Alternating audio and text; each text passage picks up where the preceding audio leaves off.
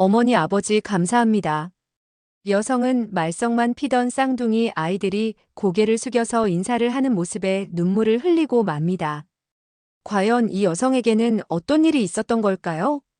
이 내용은 미국인 여성의 SNS 사연을 각색 재구성한 것입니다.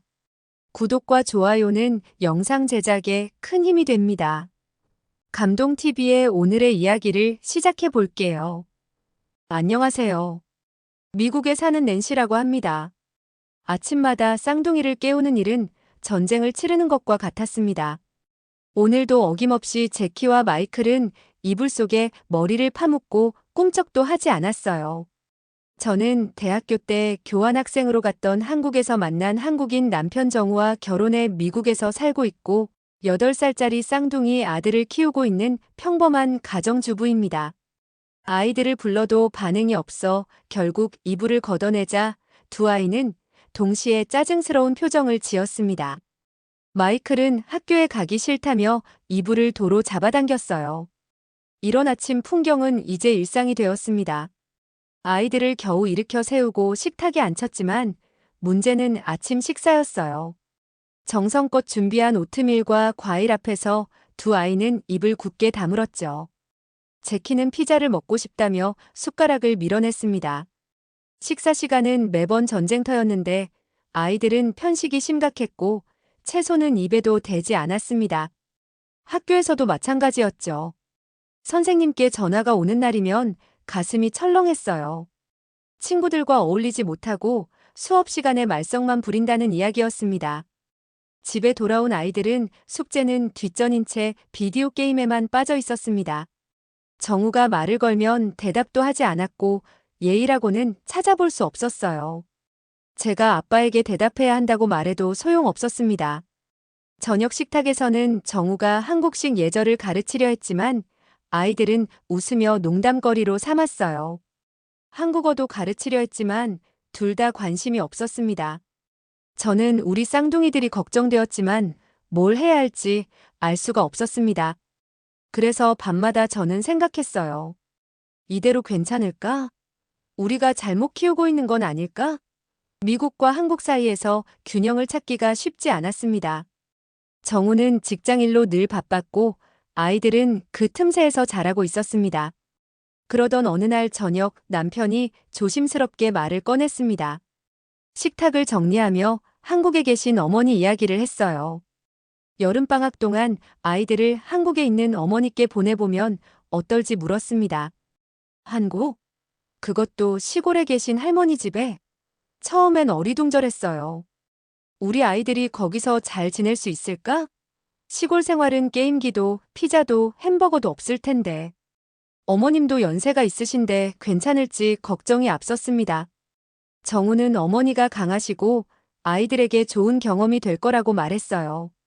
자연 속에서 뛰어놀고 할머니께 한국 문화도 배울 수 있을 거라고 했습니다. 저는 정말 이런저런 고민에 망설였지만 다른 방법도 없었어요. 이대로 두면 아이들의 버릇없는 행동은 더 심해질 것 같았습니다. 마음을 단단히 먹고 정우의 제안을 받아들였어요. 그래서 여름방학 2달 아이들을 한국에 보내기로 결정했습니다. 결정 이후에도 마음은 복잡했습니다. 한편으로는 아이들이 할머니와 함께 보내는 시간이 소중한 경험이 되길 바랐고 또 한편으로는 걱정이 앞섰습니다. 아이들에게 한국으로 여행 계획을 말하자 반응은 예상대로였습니다. 제키는 방으로 뛰어가 문을 쾅 닫았고 마이클은 바닥에 드러누워 발버둥을 쳤어요. 두 아이 모두 한국에 가기 싫다며 불평했습니다. 인터넷도 없고 할머니는 영어도 못한다는 이유였습니다. 남편은 침착하게 아이들을 불러 앉혔어요. 할머니가 보고 싶어 하시고 시골에는 계곡에서 물놀이와 산에 올라가는 등 재미있는 것이 많다고 설명했습니다.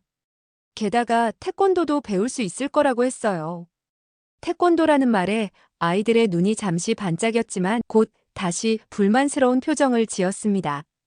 출발 전날 짐을 싸면서도 걱정이 떠나지 않았어요. 너무 어린 나이에 부모와 떨어져 낯선 나라에서 2달을 보내는 것이 과연 괜찮을까? 하지만 이미 결정된 일이었고 아이들에게도 좋은 경험이 될 거라 스스로를 다독였습니다. 공항에서의 이별은 생각보다 더 힘들었어요.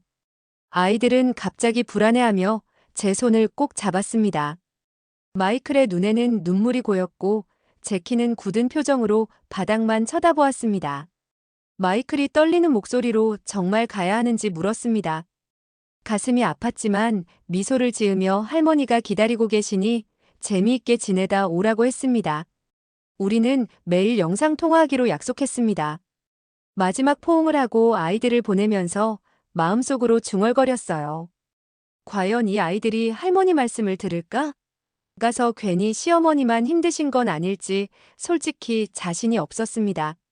첫 번째 영상통화는 도착 다음 날이었어요. 화면 속 아이들은 피곤해 보였지만 할머니 집을 구경했다며 들떠 있었습니다. 시차 적응이 힘들다고 했지만 할머니께서 맛있는 음식을 해주셨다고 자랑했어요. 하지만 며칠 후 시어머니에게서 전화가 왔어요. 그 목소리에서 피로함이 느껴져서 저는 가슴이 철렁하는 느낌이었습니다. 시어머니는 아이들이 처음에는 밥도 안 먹고 말도 안 듣고 난리였다고 했습니다. 아이들이 한국 음식을 거부하고 계속 미국 음식을 달라고 했다고 해요. 특히 김치 냄새를 싫어하고 밥과 국 대신 피자와 햄버거를 찾았다고 했습니다. 저는 역시나 하는 생각이 들었고 너무 죄송한 마음에 제대로 가르치지 못해 죄송하다고 사과했어요. 시어머니는 괜찮다며 모든 것을 맡겨달라고 했습니다.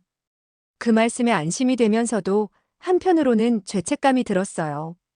저와 정우는 아이들이 없는 시간 동안 더 나은 부모가 되기 위해 무엇을 해야 할지 진지하게 대화를 나누기 시작했습니다. 그로부터 일주일이 지났습니다. 시어머니는 감사하게도 제가 아이들을 걱정할까봐 아이들이 어떻게 지내는지 자주 연락을 주셔서 한국에서 아이들의 적응 과정을 자세히 들을 수 있었습니다. 아이들은 한국 음식이라며 투정을 부리고 태권도장에 가기도 싫어했다고 했어요. 밥상머리에서의 예절도 엉망이었다고 했습니다. 할머니가 손수 차려준 따뜻한 밥상도 밀쳐내고 하루 종일 핸드폰만 보고 싶어 했다고 했어요. 하지만 할머니가 조금 혼을 내자 아이들도 알아서 태권도장에 가기 시작했다고 했어요. 제가 알던 우리 아이들이 맞나 싶었습니다. 스스로 태권도장에 간다니 미국에서는 상상도 할 수 없는 일이었어요. 마음 한편으로는 대견하기도 하고 또 한편으로는 미국에서 왜 그렇게 하지 못했는지 자책감이 들었습니다. 영상통화로 아이들의 얼굴을 보니 살짝 그을린 것 같았어요. 시어머니께서 아이들을 데리고 밭일도 함께 하셨다고 하셨습니다. 처음에는 싫어했지만 직접 키운 채소를 먹어보니 맛있다며 좋아했다고 해요. 마이클은 할머니와 물을 뽑았다고 자랑했고 제키는 된장국이 맛있다고 말했습니다. 저는 이런 변화가 믿기지 않았어요. 미국에서는 한국 음식을 먹이려고 해도 코를 막던 아이들이었는데 할머니와 함께 있으니 된장국도 맛있게 먹는다니 말이죠. 그러나 모든 것이 순탄하게 진행된 것은 아니었습니다. 할머니에 따르면 태권도장에서 문제가 있었다고 했습니다. 다른 아이가 장난을 쳤다며 제키가 화를 내고 싸움이 났다는 거였죠.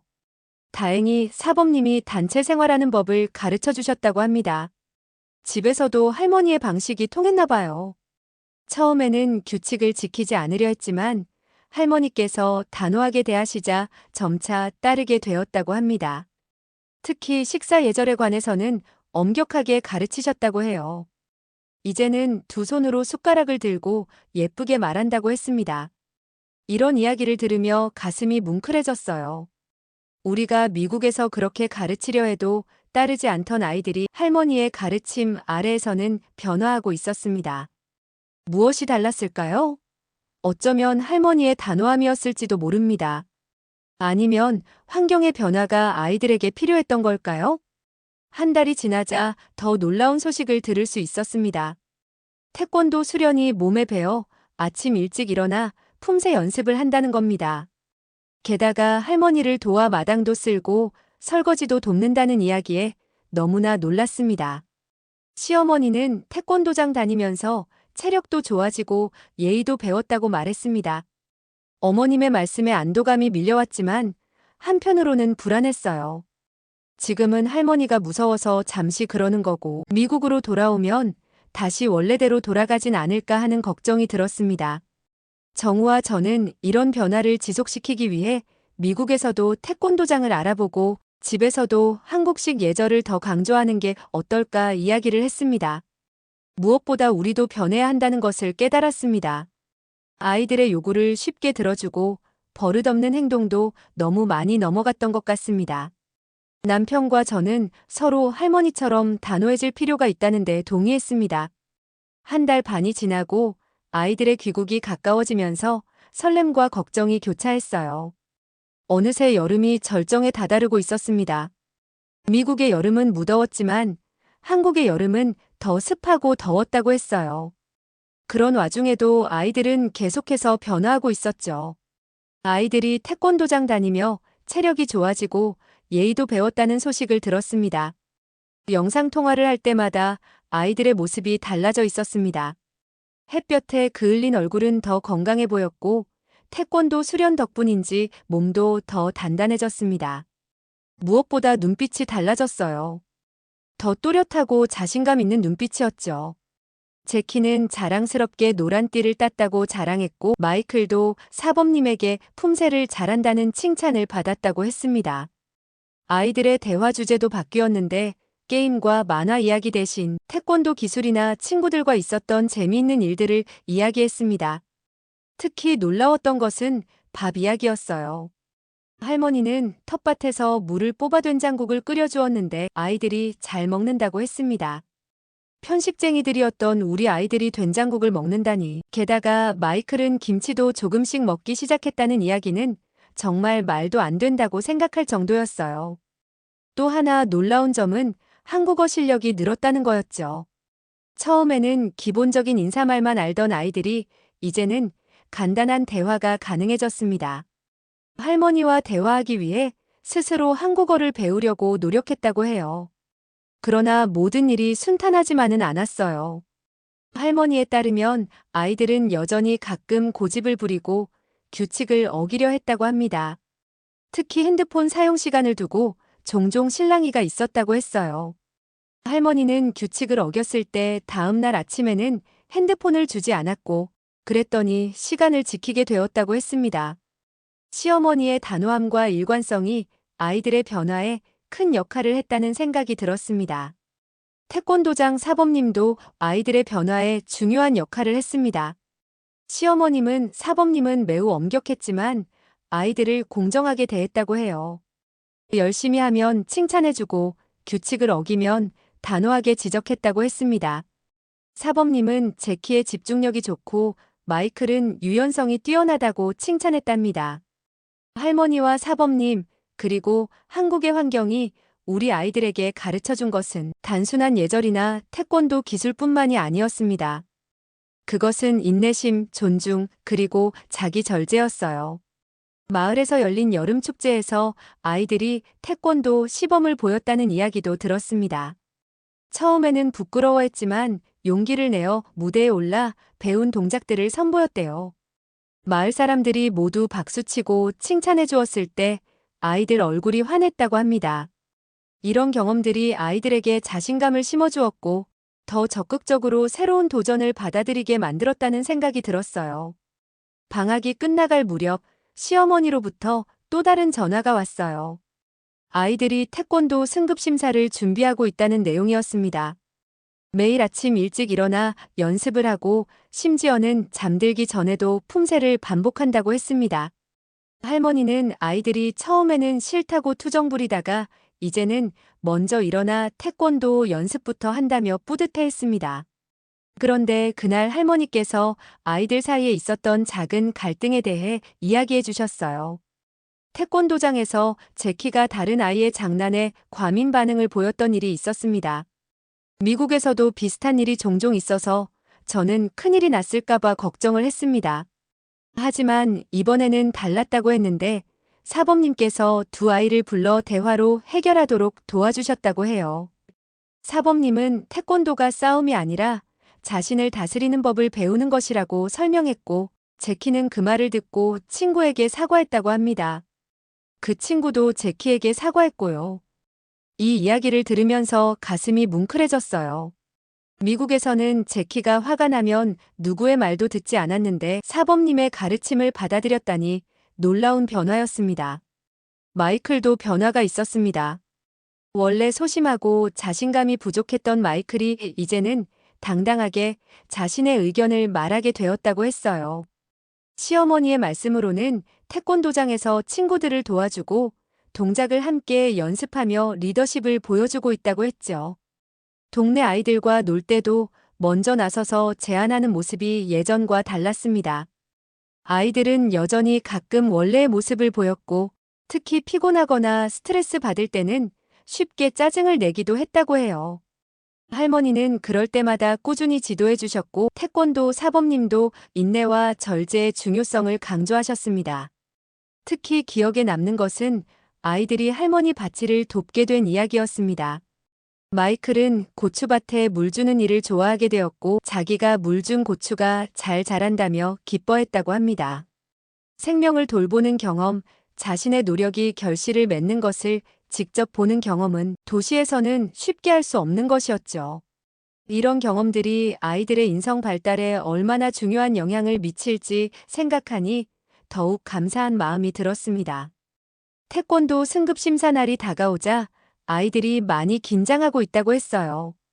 할머니에 따르면 두 아이 모두 잠자리에 들기 전 태권도 동작을 연습하고 서로 피드백을 주고받았다고 합니다.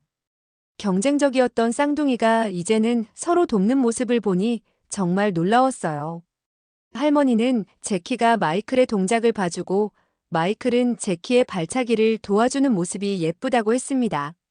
승급 심사 날 할머니가 영상으로 심사 과정을 보내주셨어요. 아이들은 긴장했지만 당당히 배운 동작을 선보였고 둘 다 무사히 심사를 통과했습니다. 그날 밤 영상 통화에서 아이들은 새띠를 자랑스럽게 보여주며 앞으로 더 열심히 할 거라고 했어요. 그리고 미국에 가서도 태권도를 계속할 수 있는지 물었습니다. 그 질문에 정우와 저는 서로를 바라보며 미소 지었어요. 우리 아이들이 정말 많이 바뀌었다는 생각에 흐뭇해졌습니다. 여름방학의 끝자락, 아이들이 돌아올 날이 다가왔습니다. 집안 정리를 하며 마음은 설렘과 긴장으로 가득했어요. 과연 얼마나 달라진 모습일까? 한국에서의 변화가 미국에서도 지속될까? 이런 생각들이 머릿속을 맴돌았죠. 저는 한국 음식을 준비했어요. 된장찌개와 김치, 소불고기까지 아이들이 한국에서 먹던 음식들을 그리워할까봐 특별히 신경 썼습니다. 하지만 남편은 너무 기대하지 말자고 조심스레 말했지만 저는 우리 아이들이 뭔가 달라졌을 거라 믿었습니다. 공항으로 향하는 차 안에서 가슴이 두근거렸어요. 도착장에서 기다리는 시간이 왠지 길게 느껴졌지만 마침내 도착장 문이 열리고 아이들이 나타났습니다. 첫눈에 봐도 달라진 모습이었어요. 햇볕에 그을린 얼굴은 건강해 보였고 몸도 더 단단해진 것 같았습니다. 제키와 마이클은 공손하게 인사했어요. 엄마 아빠에게 정중하게 인사하는 모습에 저도 정우도 깜짝 놀랐습니다. 저는 2달 만에 본 아이들을 꼭 안아주며 환영했어요. 품에 안기는 아이들의 몸에서 더 강인한 느낌이 전해졌습니다. 차로 돌아오는 길 아이들은 한국에서의 경험을 쉴 새 없이 이야기했습니다. 태권도 수련에 대해 할머니와 밭일을 한 이야기, 시골 친구들과 놀았던 추억까지 그들의 눈은 반짝였고 목소리에는 활기가 넘쳤어요. 마이클은 할머니가 정말 멋지다며 밭일도 혼자서 다 하시고 음식도 맛있게 해주셨다고 자랑했어요. 제키는 태권도가 재미있다며 사범님이 소질이 있다고 했다는 말을 전했습니다. 집에 도착해 식탁에 앉았을 때 또 한 번 놀라움이 찾아왔어요. 아이들은 스스로 손을 씻고 식탁에 바르게 앉았습니다. 음식이 나오자 두 손으로 받았고 잘 먹겠다고 인사까지 했죠. 된장찌개와 김치를 보고 기뻐하는 모습이 신기했어요. 마이클은 할머니가 해주신 된장찌개만큼 맛있을지 궁금해했습니다. 식사 중에 아이들은 태권도 띠를 보여주겠다며 가방에서 꺼냈어요. 노란 띠를 자랑스럽게 들어 보이며 배운 동작도 시범으로 보여주겠다고 했죠. 식사 후 거실에서 두 아이가 나란히 서서 태권도 기본 동작을 선보일 때 저와 정우는 감동의 눈물을 참을 수 없었습니다. 한국에 가기 전에 산만하고 에너지만 넘치던 모습과는 확연히 달랐습니다. 이제는 그 에너지가 올바른 방향으로 흐르고 있었어요. 잠옷으로 갈아입은 후에는 정리정돈까지 했습니다. 미국에 돌아오자마자 이전의 나쁜 습관으로 돌아갈 거라는 걱정이 무색해지는 순간이었어요. 침대에 누워 책을 읽어달라고 할 때도 달랐습니다. 예전에는 항상 태블릿으로 게임을 하거나 영상을 보자고 졸랐는데 이번에는 한국 전래 동화책을 가져와서 함께 읽자고 했어요. 마이클은 할머니가 들려주신 재미있는 이야기라고 말했습니다. 잠들기 전 두 아이 모두 미국에서도 태권도를 배우고 싶다고 했어요. 그 말을 듣는 순간 정우와 눈이 마주쳤습니다. 두 달의 시간이 아이들을 이렇게 변화시킬 수 있다니 놀라움과 감사함이 동시에 밀려왔어요. 다음 날 아침 또 다른 놀라움이 기다리고 있었어요. 평소라면 제가 여러 번 깨워야 했을 아이들이 알람 소리에 스스로 일어나 세수를 하고 있었습니다. 그리고 옷까지 스스로 챙겨 입었죠. 제키는 한국에서 할머니가 해 뜨면 일어나라고 해서 일찍 일어나는 게 습관이 됐다고 자랑스럽게 말했습니다. 작은 변화들이지만 이런 변화가 우리 가족에게는 큰 의미였습니다. 한국에서의 시간이 단순한 방학이 아니라 아이들의 성장에 중요한 전환점이 되었다는 것을 느꼈어요. 처음 걱정했던 것과 달리 아이들의 변화는 일시적인 것이 아니었어요. 물론 완벽하진 않았지만 분명 달라진 모습이 지속되고 있었죠.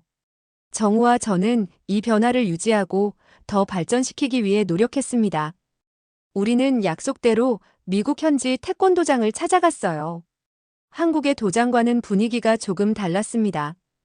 더 현대적인 시설이었고 수련 방식도 약간 차이가 있었죠. 첫 수업날 아이들은 긴장한 모습이었습니다. 낯선 환경과 새로운 친구들 앞에서 자신들의 실력을 보여야 한다는 부담감이 있었던 것 같아요. 하지만 사범님은 아이들을 따뜻하게 맞아주셨습니다. 사범님은 한국에서 배웠다는 이야기를 듣고 기본 동작을 보여달라고 했어요. 제키와 마이클은 서로를 바라보더니 천천히 자세를 잡고 한국에서 배운 기본 동작을 보여주었습니다. 그들의 집중력과 자세는 다른 아이들보다 훨씬 좋았어요. 사범님은 감탄하며 칭찬해 주셨죠. 아이들의 얼굴에 자신감이 번졌어요. 다른 아이들도 호기심 어린 눈으로 쌍둥이를 바라보았습니다. 첫날부터 친구들의 관심을 끌었죠. 수업이 끝난 후 몇몇 아이들이 다가와 한국에 대해 물어보기도 했어요. 집으로 돌아오는 차 안에서 아이들은 미국 도장도 재미있고 사범님이 잘한다고 칭찬했다며 신나게 이야기했습니다. 그러나 미국 태권도장은 한국과는 조금 달랐어요. 한국에서는 매일 수업이 있었지만 여기서는 일주일에 3번. 또한 한국만큼 엄격하지는 않았습니다. 저와 정우는 아이들의 열정을 지속시키기 위해 집에서도 연습할 수 있는 공간을 마련해 주었어요.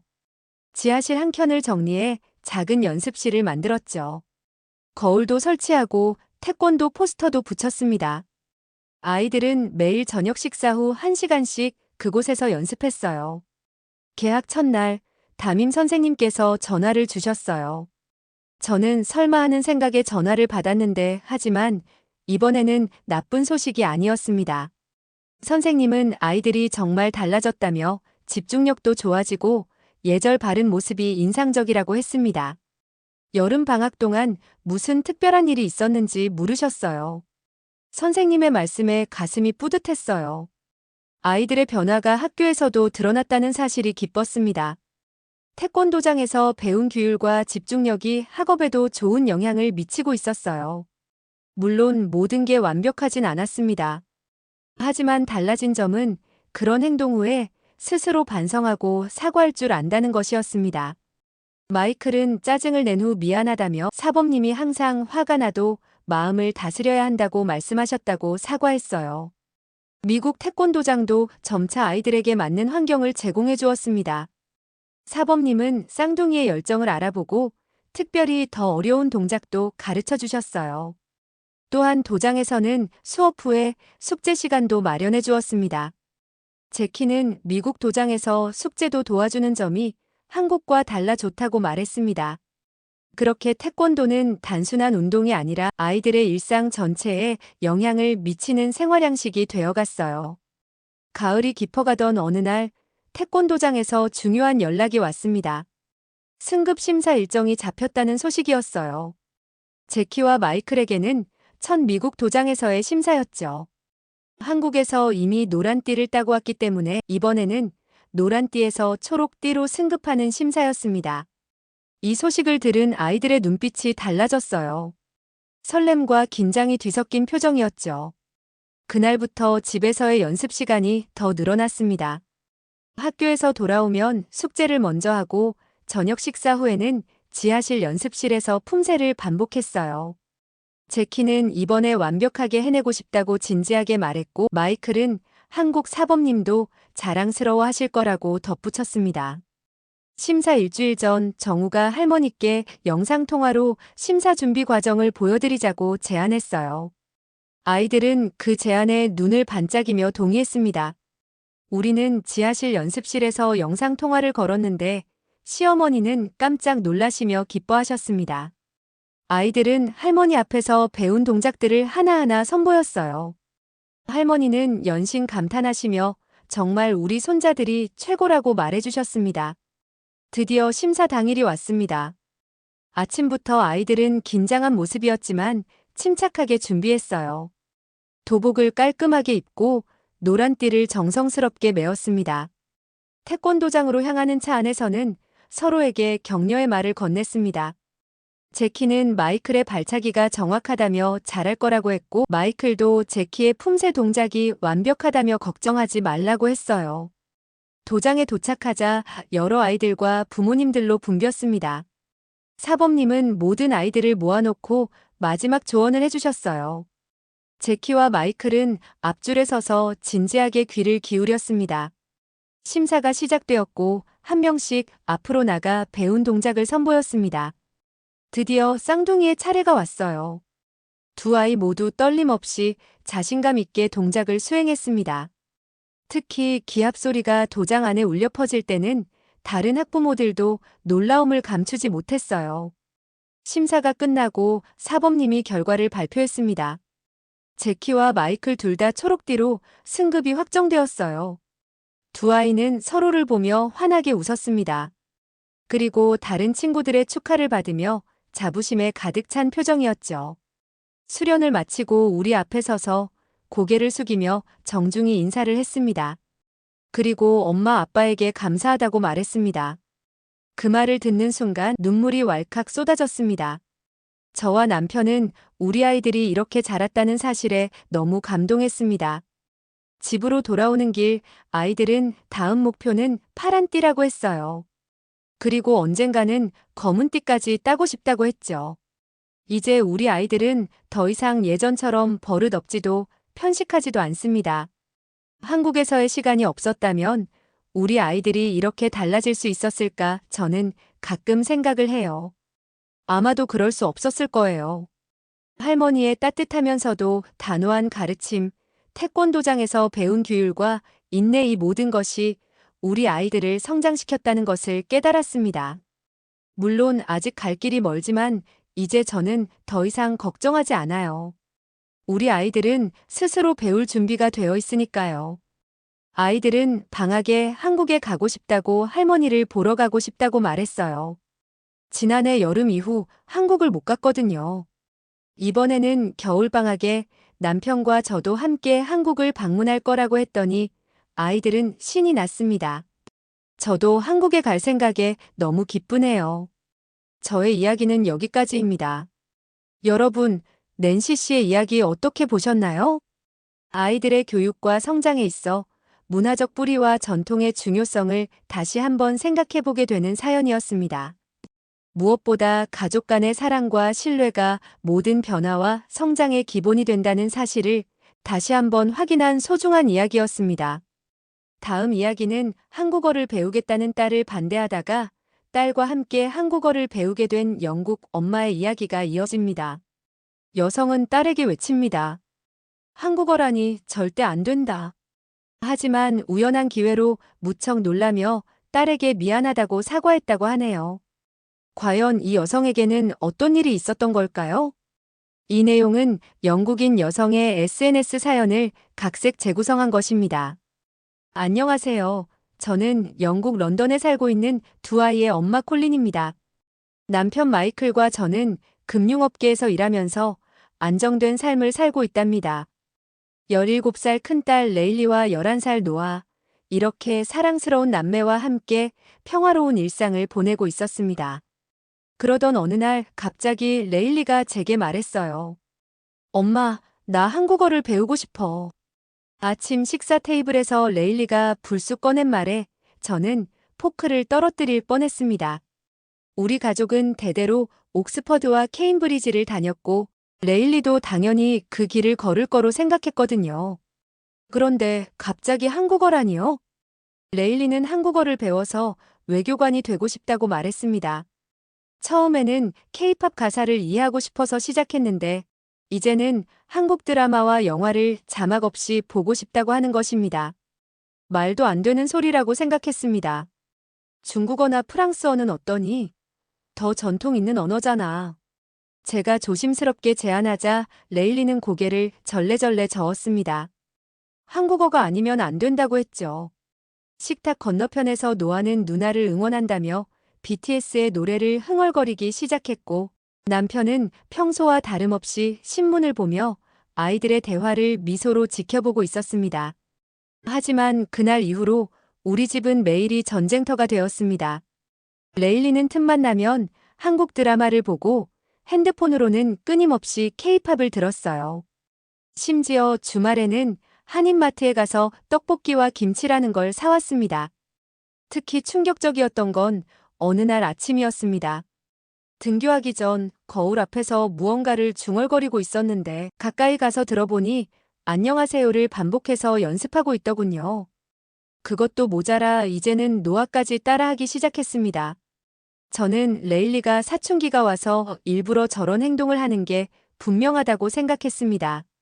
남편은 아이들의 관심사를 존중해주자고 했지만 저는 쉽게 받아들일 수 없었어요. 우리 가문의 전통이 있는 집안인데 왜 한국어를 배워야 하는지 알 수가 없었습니다. 게다가 레일리는 수학과 과학 성적이 상위권인데 이런 재능을 버리고 한국어를 선택한다는 게 도저히 이해되지 않았습니다. 그러던 어느 날 오랜만에 대학교 동창들과 만나는 모임이 약속되어 있었습니다. 동창회에 가기 전날 레일리의 담임 선생님께 전화가 왔습니다. 제 마음을 더욱 복잡하게 만든 전화였어요. 선생님은 레일리가 수업 시간에 한국어 공부를 하다 적발되었다고 말씀하셨습니다. 하지만 놀랍게도 꾸중이 아닌 한국어 수업을 추천하는 내용이었어요. 다음 학기부터 우리 학교에서도 정규 과목으로 한국어를 채택할 예정이라고 해서 저를 경악하게 했습니다. 고급 사립학교라서 등록금도 많이 내면서 다니고 있는데 이게 무슨 말인가 생각이 들어서 물어봤습니다. 말도 안 돼요. 하필 왜 한국어인가요? 제가 황당하다는 듯이 물었더니 선생님은 흥미로운 통계를 알려주셨습니다. 영국 내 한국어 수업을 신청하는 학생 수가 외국어 과목 중 유일하게 상승세를 보인다고 했습니다. 특히 10대들 사이에서 한국어 학습 열기가 뜨겁다고 하셨습니다. 그날 저녁 호기심에 인터넷을 찾아보니 정말 놀라운 현실이 펼쳐져 있었습니다. 런던의 유명 사립학교들이 앞다투어 중국어 대신 한국어를 채택하고 있었습니다. 심지어 정부의 지원도 없고 입시와도 관계없는데 학생들이 자발적으로 한국어를 공부하고 있다는 사실이 충격적이었습니다. 더욱 놀라웠던 것은 우리 동네 도서관의 변화였어요. 지난주 노아와 함께 갔을 때만 해도 몰랐는데 한국어 학습 서적이 가득한 새로운 섹션이 생겼더군요. 사서가 알려주길 한국어 교재의 대출 횟수가 프랑스어와 스페인어를 제치고 2위를 기록했다고 합니다. 방과 후 학교 프로그램도 크게 달라졌어요. 노아의 초등학교에서도 한국어 수업을 시작한다는 가정통신문을 받았는데 수강 신청 시작 5분 만에 마감되었다고 하더군요. 학부모 채팅방은 대기자 명단에 이름을 올리려는 학부모들의 문의로 폭발적이었답니다. 한 달 전 레일리의 친구 에밀리네 집에 갔을 때의 일이 떠올랐어요. 에밀리 어머니는 딸이 한국어를 배우면서 오히려 다른 과목 성적도 올랐다며 자랑하셨었죠. 당시에는 그저 과잉된 반응이라 생각했는데 지금 생각해보니 제가 모르는 동안 한국어가 영국에서 큰 인기를 얻고 있었던 것입니다. 특히 충격적이었던 건 옥스퍼드와 케임브리지 대학의 변화였습니다. 예전에는 한국학을 전공하려면 반드시 일본학이나 중국학을 먼저 전공해야 했다고 하는데 이제는 독립된 전공으로 한국학과가 개설되었다고 합니다. 입학 경쟁률도 다른 동양 어학과를 압도한다고 했습니다. 이런 현실을 마주하고 있자니 문득 레일리의 선택이 결코 충동적인 것이 아닐지도 모른다는 생각이 들었습니다. 하지만 아직도 제 마음 한쪽에는 불안감이 자리를 잡고 있었어요. 그런 복잡한 마음을 안고 동창회에 참석하게 되었습니다. 20년 만에 동창회는 런던 시내의 고급 레스토랑에서 열렸습니다. 학창시절 절친했던 엠마와 제시카를 만나자마자 저는 참았던 고민을 털어놓았어요. 레일리의 갑작스러운 한국어 선택과 그로 인한 갈등에 대한 말이죠. 제 이야기를 들은 엠마가 놀란 표정으로 저를 쳐다보았습니다. 제가 시대에 뒤처진 사람처럼 구는 것 같다고 말하더군요. 그러면서 자신의 아들 이야기를 해주었습니다. 옥스퍼드에 다니는 그녀의 아들이 한국어를 제2외국어로 선택했다고 합니다. 처음에는 엠마도 저처럼 반대했지만 아들이 보여준 자료들에 깜짝 놀랐다고 해요. 옥스퍼드 대학에서 한국어 수업을 듣기 위해 새벽부터 줄을 서는 광경이라니 저도 믿기 힘들었습니다. 제시카는 더 놀라운 이야기를 들려주었어요. 그녀가 근무하는 대학의 국제교류처장 말로는 한국대학으로의 교환학생 프로그램이 가장 인기가 높다고 합니다. 심지어 일부 학생들은 재수까지 하면서 한국행을 노린다고 하더군요. 콜린 며칠 후에 우리 학교에서 특별한 강연이 있다고 해 세계적으로 유명한 언어학 교수님이 한글에 대해 강의하시거든. 나는 가려고 신청했는데 함께 가볼래? 제시카의 제안에 저는 잠시 망설였습니다. 하지만 레일리를 더 이해하고 싶은 마음에 참석하기로 했습니다. 식사를 마치고 나오는데 레스토랑 입구에서 한 젊은 직원이 한국어로 인사를 하더군요. 옆에서 엠마가 자연스럽게 감사합니다라고 답하는 것을 보고 저는 또 한 번 놀랐습니다. 이제 기초적인 한국어는 알아야 세련된 사람이라고 할 수 있어. 엠마의 말에 제시카도 고개를 끄덕였습니다. 집으로 돌아오는 길에 문득 제가 너무 구시대적인 사고방식에 갇혀 있었던 건 아닐지 하는 생각이 들었어요. 그날 밤 레일리의 방을 살짝 들여다보니 책상 앞에서 열심히 한국어를 공부하고 있었습니다. 노트에는 깔끔하게 정리된 한글이 가득했고 벽에는 한국어 시험 성적표가 붙어 있었어요. 제가 미처 몰랐던 딸의 열정과 노력이 고스란히 보였습니다. 며칠 후 이른 아침에 제시카와 함께 옥스퍼드 대학의 강연장을 찾았습니다. 예상과 달리 강연장은 이미 사람들로 가득 차 있었어요. 저는 대학생들만 있을 거라 생각했는데 놀랍게도 참석자의 많은 분들이 저처럼 중년의 학부모들이었습니다. 오늘 우리는 매우 특별한 문자 체계에 관해 이야기하려 합니다. 브라운 교수님은 강단에 서서 청중들을 바라보며 강연을 시작하셨습니다. 여러분은 한나라의 왕이 직접 문자를 만들었다는 사실을 알고 계시는가요? 더구나 그 문자가 과학적 원리로 설계되었다는 것은 더욱 놀랍습니다. 세종대왕은 왜 새로운 문자가 필요했을까요? 그것은 바로 모든 백성들이 쉽게 배우고 사용할 수 있는 문자가 필요했기 때문입니다. 이때 한 중국인 유학생이 자리에서 일어나 한글은 한자의 영향을 받은 것이라고 주장했습니다. 교수님은 미소를 지으며 칠판 앞으로 걸어가셨어요. 그렇다면 제가 지금부터 보여드릴 것을 주의 깊게 봐주시기를 바랍니다. 교수님은 칠판에 기억을 크게 쓰셨습니다. 이것을 보세요. 이 글자는 혀가 목구멍을 막는 모양을 본뜬 것입니다. 니은은 혀가 윗잇몸에 닿는 모양이죠. 미음은 입모양을 본떴습니다. 어떤 문자가 이처럼 인간의 발음 기관을 과학적으로 관찰하여 만들어졌나요? 청중들 사이에서 감탄사가 터져나왔습니다. 더 놀라운 것은 모음입니다. 오는 하늘을, 은은 땅을, 이는 서 있는 사람을 상징합니다. 이것들의 조합으로 모든 모음이 만들어집니다. 이는 동양 철학의 천지인 사상을 반영한 것이죠. 이번에는 일본인 교환학생이 일어나 일제강점기 시절 일본이 한글을 보급했다고 주장했습니다. 흥미로운 주장입니다만 교수님은 프로젝터를 켜셨습니다. 여기 1930년대의 신문 기사를 보시죠. 일제는 오히려 한글 사용을 금지했습니다. 한글은 이미 그 이전부터 과학적이고 우수한 문자로 인정받고 있었기 때문입니다. 교수님은 잠시 물을 마시고 계속하셨습니다. 이제 현대적 관점에서 한글의 우수성을 살펴보겠습니다. 제가 실시간으로 보여드리는 이 실험을 보세요. 컴퓨터 자판 입력 속도, 문자 인식률, AI 처리 속도 모든 면에서 한글은 최상위권을 기록하고 있습니다. 교수님은 청중 중 자원자를 앞으로 불러 간단한 실험을 진행하셨어요. 이분은 한글을 전혀 모르는 분입니다. 제가 5분간 기본 원리만 설명해 드리겠습니다. 그리고 나서 간단한 단어를 읽어보시죠. 교수님은 기본 원리에 대해 차근히 설명하기 시작했습니다. 정말 놀랍게도 그 자원자는 사람, 나무, 하늘과 같은 기본적인 단어를 읽어낼 수 있었습니다. 저도 설명을 듣다 보니 그 글자가 읽어져서 정말 놀랐습니다. 이것이 바로 한글의 가장 큰 특징입니다. 논리적이고 체계적인 구조 덕분에 누구나 쉽게 배울 수 있죠. 세종대왕의 꿈이었던 모든 백성이 쉽게 읽고 쓸 수 있는 문자가 실현된 것입니다. 세계적인 언어학자인 윌리엄 브라운 교수의 강연은 저의 모든 편견을 뒤흔들어 놓았습니다. 한글은 단순한 문자가 아닌 과학적 원리로 설계된 혁신적인 문자 체계라는 설명에 저는 깊은 충격을 받았어요.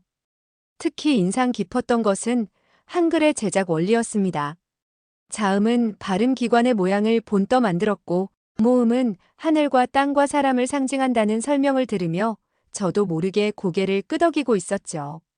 강연 중간에 교수님이 보여주신 AI 언어 모델 실험 결과는 더욱 놀라웠어요. 한글이 디지털 시대에 가장 적합한 문자라는 것이었죠. 컴퓨터 자판 입력 속도부터 문자 인식률까지 한글은 모든 면에서 최상위권을 기록했다고 합니다. 강연장에서 가장 인상적이었던 순간은 질의응답 시간이었습니다. 한 중국인으로 보이는 학생이 갑자기 자리에서 일어나 한글은 한자에서 파생된 문자라고 주장했어요. 한자 문화권의 영향을 받았으니 한글의 독창성을 인정할 수 없다는 것이었습니다. 브라운 교수님은 차분하게 미소를 지으며 답변하셨습니다. 흥미로운 질문입니다. 하지만 한글의 가장 큰 특징은 문자 체계의 독창성에 있습니다. 예를 들어볼까요? 옥스퍼드 언어연구소의 최근 연구에 따르면 한글은 세계 문자 중 유일하게 음소 문자이면서 모아쓰기가 가능한 문자입니다. 이는 단순히 소리를 표현하는 것을 넘어 시각적 효율성까지 갖춘 혁신적인 설계라고 할 수 있죠. 교수님은 이어서 컴퓨터 자판 입력 화면을 보여주셨습니다. 보시는 것처럼 한글은 디지털 시대에 가장 적합한 문자입니다. 한자는 수천 개의 개별 문자를 필요로 하지만 한글은 단 24개의 기본 글자로 모든 소리를 표현할 수 있죠. 이는 15세기에 이미 현대 디지털 시대의 효율성을 선취한 것이라고 볼 수 있습니다. 그러자 이번에는 영어가 서툰 일본인이 손을 들어 일본의 영향력을 주장했습니다. 교수님은 세계적인 언어학자들의 연구 결과를 보여주셨어요. MIT 언어연구소의 최신 보고서를 보시죠. 한글은 인공지능 자연어 처리에서 가장 높은 정확도를 보이고 있습니다. 특히 음성인식 분야에서는 다른 문자들을 압도적인 차이로 앞서고 있죠. 이는 한글의 과학적 체계성을 입증하는 것입니다. 이어서 교수님은 UN 세계 문자연구소의 자료를 공유하셨습니다. 더욱 주목할 만한 것은 문맹률 감소에 대한 영향입니다. 한글을 도입한 국가들에서 문맹률이 획기적으로 감소했다는 연구 결과가 있습니다. 이것이야말로 세종대왕이 꿈꾸었던 문자 민주주의의 실현이 아닐까요? 이러한 교수님의 설명에 두 학생은 더 이상 반박하지 못했고 강연장은 다시 경이로운 한글의 이야기로 가득 찼습니다. 특히 인상적이었던 것은 디지털 시대에서 한글의 우수성을 증명하는 부분이었어요. 교수님은 실시간으로 다양한 문자의 타자, 속도를 비교하셨는데 한글이 압도적으로 빨랐답니다.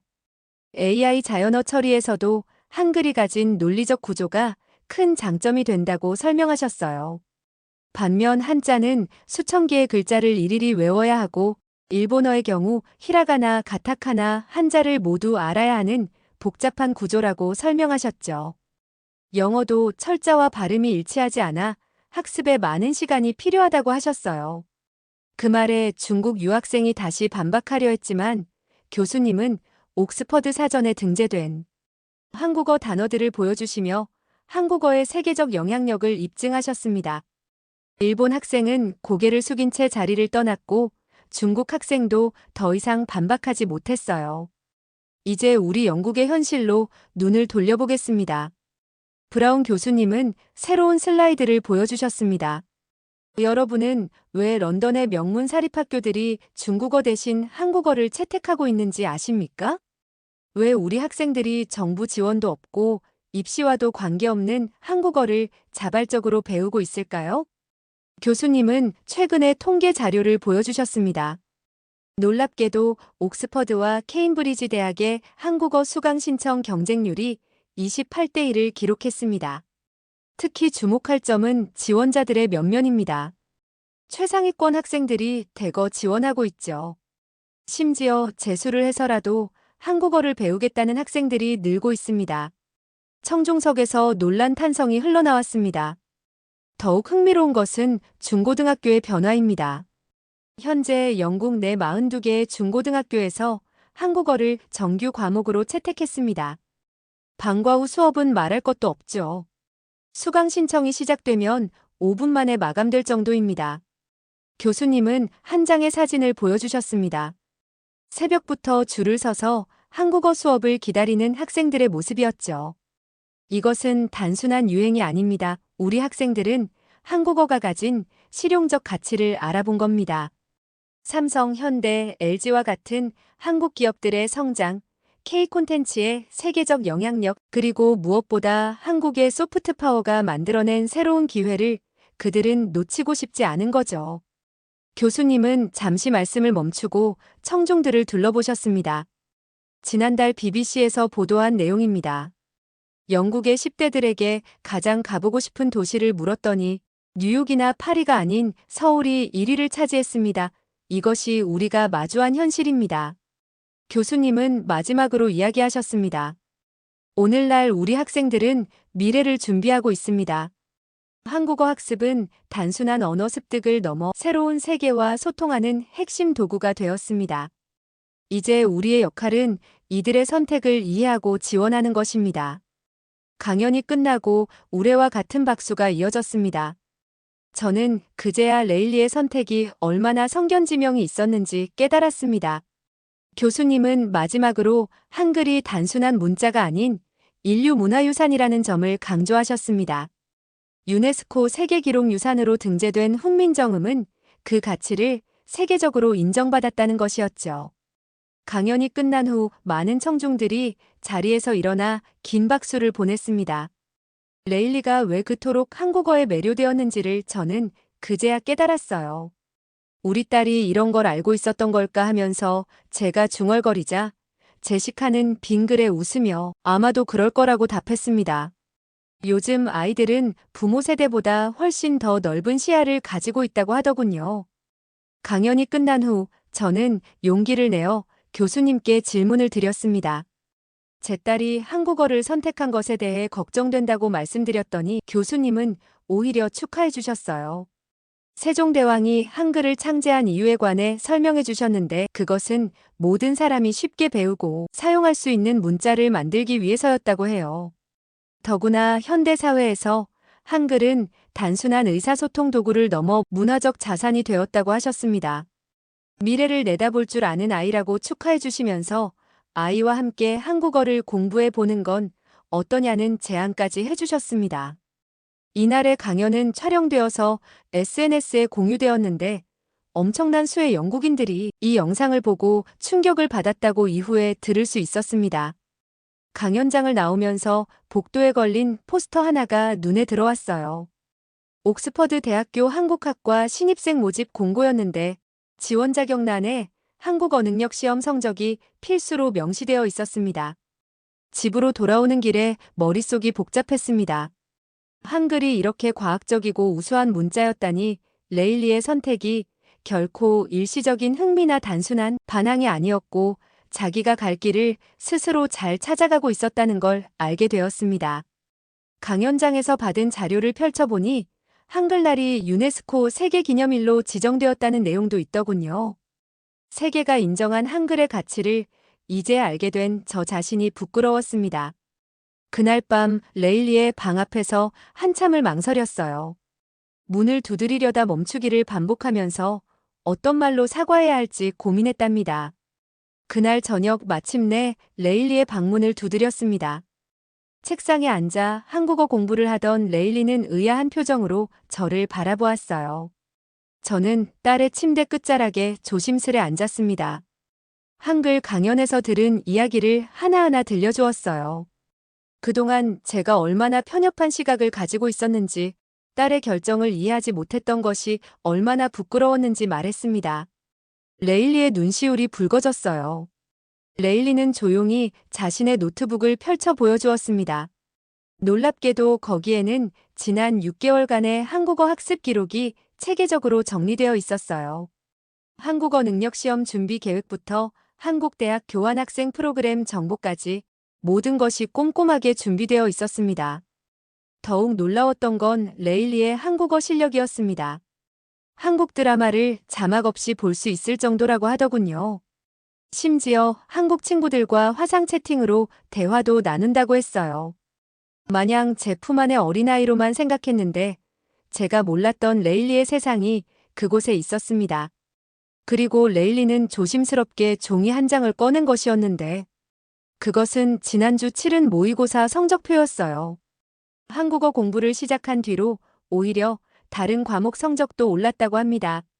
새로운 언어를 배우면서 공부 습관이 좋아졌다고 하더군요. 그날 밤 레일리는 제게 한국의 수능 시험에 관해서도 설명해 주었어요. 세계에서 가장 어려운 대학 입시 중 하나라고 하네요. 한국의 교육열과 학구열에 관해 이야기하는 레일리의 눈빛은 그 어느 때보다도 반짝였습니다. 주말에는 레일리가 자주 가는 한인마트에 함께 가보았어요. 그곳에서 레일리는 한국어로 직원과 대화를 나누었고 저는 그런 딸의 모습을 자랑스럽게 지켜보았답니다. 한국 문화에 대한 레일리의 관심은 단순한 케이팝이나 드라마를 넘어서 있었어요. 한국의 역사, 정치, 경제까지 공부하고 있었죠. 외교관이 되어 한국과 영국의 가교 역할을 하고 싶다는 꿈이 이제는 저에게도 충분히 현실적으로 들렸습니다. 그리고 무엇보다 레일리의 선택을 믿고 지지해주지 못했던 저 자신을 반성하게 되었어요. 시대의 변화를 이해하지 못하고 딸의 꿈을 가로막으려 했던 것이 너무나 부끄러웠습니다. 저녁 식사 시간에 레일리가 준비한 김치찌개를 먹으면서 남편은 우리 모녀의 화해를 조용히 지켜보았어요. 노아는 신이 나서 누나가 가르쳐준 한국어 단어들을 연습하고 있었고요. 그렇게 우리 가족의 삶에 작은 변화가 시작되었습니다. 이제 우리 집의 저녁 시간은 완전히 달라졌습니다. 매일 저녁 레일리와 함께 한국어를 공부하고 있어요. 처음에는 낯설었던 한글이 이제는 저에게도 매력적인 글자가 되었답니다. 남편도 저희 모녀의 한국어 공부에 관심을 보이더니 주말에는 함께 한국 드라마를 보는 것이 우리 가족의 새로운 일과가 되었어요. 처음에는 자막에 의존했지만 이제는 간단한 인사말과 일상적인 대화는 알아들을 수 있게 되었답니다. 특히 자랑스러운 것은 레일리의 성과예요. 얼마 전 치른 한국어 능력 시험에서 5급을 받았다고 하더군요. 6급이 최고 등급이라는 걸 생각하면 정말 대단한 성과라서 우리는 같이 기뻐했습니다.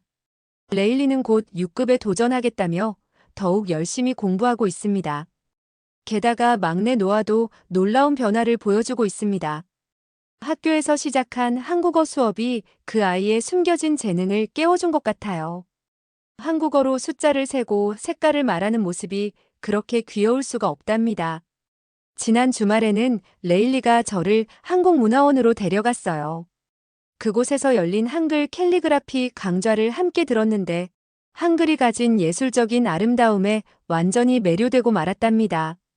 더욱 놀라운 것은 레일리가 최근 교내 한국어 말하기 대회에서 1등을 했다는 소식이에요. 상품으로 받은 한국 여행 티켓 덕분에 올여름에는 가족 모두가 한국을 방문하게 되었습니다. 레일리는 이제 한국 대학으로의 교환학생을 준비하고 있어요. 옥스퍼드 대학 한국학과에 지원할 계획도 세우고 있죠. 예전에 저였다면 반대했겠지만 지금은 딸의 꿈을 응원하는 게 저의 가장 큰 행복입니다. 엊그제는 동창 모임에서 만난 친구들에게 제가 먼저 한국어 학습을 추천했답니다. 친구들은 제가 한국어를 배운다는 사실에 놀라워했지만 곧 관심을 보이기 시작했어요. 다음 주부터는 함께 한국어 강좌를 듣기로 했답니다. 이제 와서 생각해보면 레일리의 선택은 시대의 흐름을 앞서 내다본 현명한 결정이었던 것 같아요. 한국어는 단순한 언어가 아닌 새로운 기회와 가능성의 문을 여는 열쇠가 되었으니까요. 우리 가족의 저녁 식탁에는 이제 김치와 불고기가 자주 오르고 한국어 대화가 자연스럽게 오가고 있답니다. 레일리가 처음 한국어를 배우겠다고 했을 때의 그 불안했던 마음이 지금은 믿기지 않을 정도예요. 시간은 참 빠르게 흐르는 것 같아요. 어느새 레일리는 자신의 꿈을 향해 한 걸음 한 걸음 나아가고 있고 저는 그런 딸을 자랑스럽게 바라보고 있답니다. 저의 이야기는 여기까지입니다. 여러분은 콜린 씨의 이야기를 어떻게 보셨나요? 한 평범한 영국 엄마가 딸의 선택을 통해 한글과 한국어의 가치를 깨닫게 된 여정이었습니다. 처음에는 이해할 수 없었던 딸의 선택이 오히려 시대를 앞서 내다본 해안이었다는 것을 알게 되었죠. 영국에서 불고 있는 한국어 열풍은 단순한 유행이 아닙니다. 한글의 과학적 우수성, 한국 문화의 세계적 영향력, 그리고 미래를 바라보는 젊은이들의 선택이 만들어낸 새로운 흐름인 것 같아요. 앞으로도 더 많은 사람이 한글과 한국어의 매력을 발견하게 되리라는 행복한 사연이었습니다. 감동TV는 감동적이고 재미있는 사연을 기다리고 있습니다. 다음에도 재미있는 사연으로 찾아뵙겠습니다. 시청해주셔서 감사합니다.